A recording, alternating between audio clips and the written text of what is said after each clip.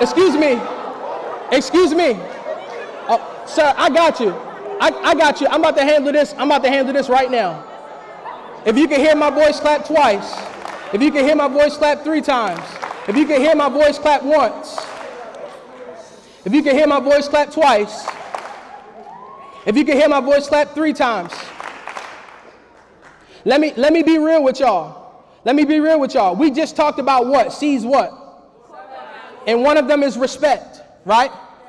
Regardless of what you think of the person that's next to you, you owe them your respect. Because I guarantee, if someone disrespected you, you probably wouldn't like it. So if you don't want to be disrespected by anyone or by anything, I would challenge you to exude what it is that you desire. All of you guys are in upper school and you're old enough. You have your own mind, your own will, and your own emotions.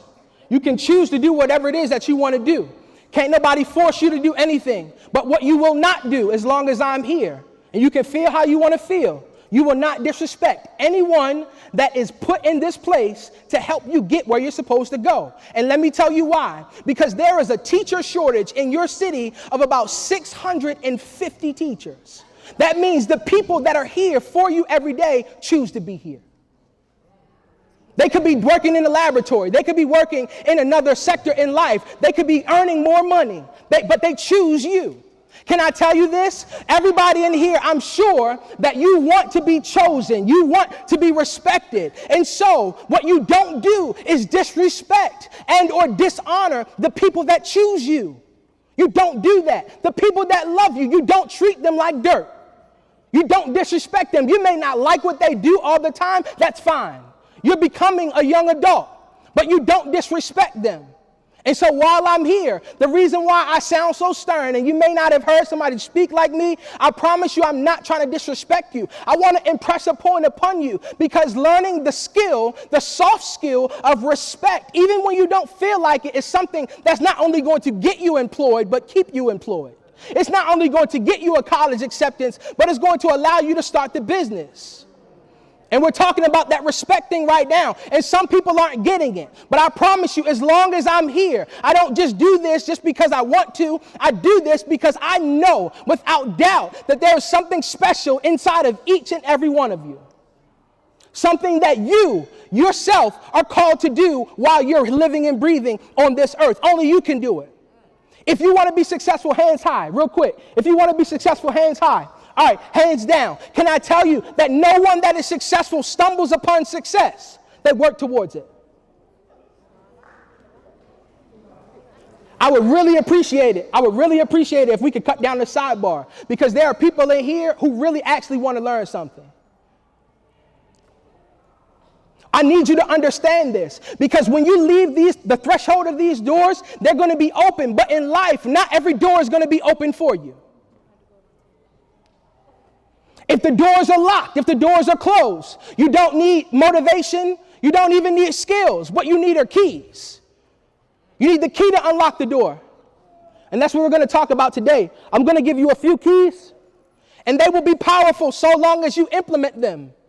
They will be useful so long as you use the key to unlock the door. If you want to have a successful school year, and if you want to have a successful life, I implore you, I urge you to lock in with me for the next few moments. Awesome. This is a picture of my wife to the right and my family, my parents and my brother to the left. I need you to understand this. I need you to understand this. Just like we talked about who remembers the first key? What's the first key? Strategy. Good. I love it. What's the second key? Tenacity. Good. The third key is another word, but I want to explain it like this. The third key is to remember. The third key is to remember. I need you to remember your reason why. And I need you to remember how far you've come. For those of y'all in the front, can y'all see what this is? What is this? It's a giraffe. It's a little giraffe. Now, this little giraffe is something that I have on me, on my ready at all times. Sorry, it was my clicker, y'all. It was something that I keep at my ready all the time, because this reminds me of my reason why. This is my wife's favorite animal. And so when I see this giraffe, when I feel it in my pocket, I can remember who it is that I'm responsible for and responsible to. I can remember my reason why I go so hard. I can remember my reason why I do what I'm supposed to do so that I can provide scholarships out of my own pocket for people. You've got to have a reason why. If it's your parents, let it be your parents. If it's a sibling, let it be your sibling. Let me teach you how to find your reason why. Think about the people that have made sacrifices for you to be where you are. If you know somebody made a sacrifice for you to be here, then you need to act like it. I'm not going to tell you what you need to do. I'm going to suggest it, right? You need to act like somebody made a sacrifice for you to be here. Because there's somebody, maybe you're even sitting next to them, that hasn't been afforded the same opportunity. I work with the school district in East Cleveland, Ohio, much like Baltimore City. I did a financial aid seminar. I gave away a scholarship, right? And I picked a kid. It was a random drawing. I picked a kid from East Cleveland. The reason why he was entered into the scholarship is because his mother showed up to the seminar. He didn't show up, but his mama showed up. And he wound up winning the scholarship. Do you know that about 7 weeks later, his mother passed away? Hear what I'm telling you. I'm not trying to be morbid. I'm not trying to bring down the mood, but I am telling you that there is someone that you may not even have the knowledge of right now out there that's rooting on you, rooting for you, making sacrifices so that you can be successful.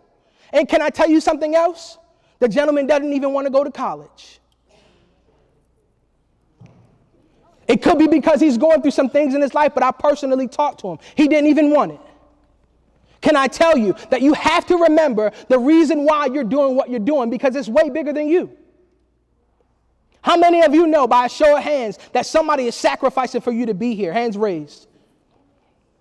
Come on, extend your elbow. Raise your hand high. I want you to be proud. And here's what I need you to do. I need you to remember them. Listen to me. I need you to remember them every time you have the opportunity to choose something that you know you're not supposed to be into. Can I tell you that it's easy to follow, but it's harder to be a leader? Especially when people are around you that are cool. Ain't no cool in the school of life. It's successful and unsuccessful. It's wins and losses, or wins and lessons. If you want to cut down on your L's, then you've got to learn how to be a leader. You've got to learn how to go your own way. And so the third key is I need you to remember. I need you to remember your reason why. And I need you to remember how far you've come. This is why you need a dynamic speaker for your upcoming event. Take a listen. And one of the biggest struggles that I've observed is just the basics of following directions, doing what is being told and asked of them. And a lot of times we're competing against social media, we're competing against the speed of things of life. But what happened today, things were just kind of slowed down a little bit. Students were asked to be a little bit uncomfortable to their norm, and having students kind of experience that firsthand along their peers and really understand what it means to stop, focus, pay attention, listen to what's being asked of them, to really pay attention to the task and doing what they're told was a major component to what was happening today, which I felt the kids were really able to get.